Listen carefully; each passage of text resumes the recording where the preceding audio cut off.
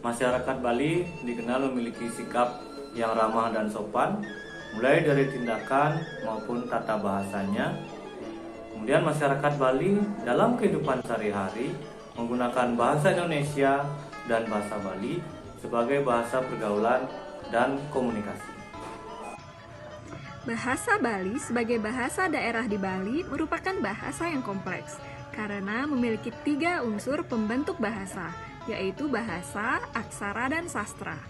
Tidak semua bahasa memiliki aksara maupun sastra. Bahasa Bali merupakan bahasa ibu bagi masyarakat Bali, yang di dalamnya terkandung nilai dan norma kesopanan. Dalam bahasa Bali dikenal istilah anggah ungguhing bahasa Bali atau sor singgih bahasa Bali, yang berarti dalam bahasa Bali mengenal tingkatan-tingkatan dalam berbahasa. Tingkatan bahasa Bali mengandung norma kesopanan, meliputi siapa yang berbicara kepada siapa dan di mana berbicara. Tingkatan-tingkatan tersebut antara lain bahasa Bali alus adalah bahasa Bali dengan rasa bahasa halus, dibagi menjadi bahasa Bali alus singgi, alus sor, alus madia, dan alus mider. Yang kedua bahasa Bali mider, bahasa Bali yang hanya memiliki satu bentuk, tidak memiliki bentuk halus maupun kasar. Bahasa Bali atau kepara atau lumrah adalah bahasa Bali yang digunakan dalam pergaulan sehari-hari dengan teman sebaya.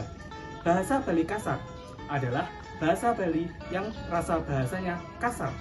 Semua tingkatan itu merupakan tata berbahasa atau norma kesopanan yang diwariskan secara turun-temurun oleh leluhur masyarakat Bali.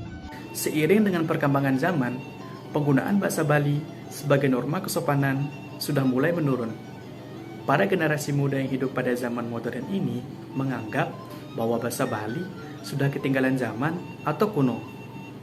Faktor lingkungan, faktor perkembangan zaman, dan faktor orang tua yang enggan mengajari anaknya bahasa Bali membuat anak-anak tidak pernah menggunakan bahasa Bali dalam pergaulan sehari-hari.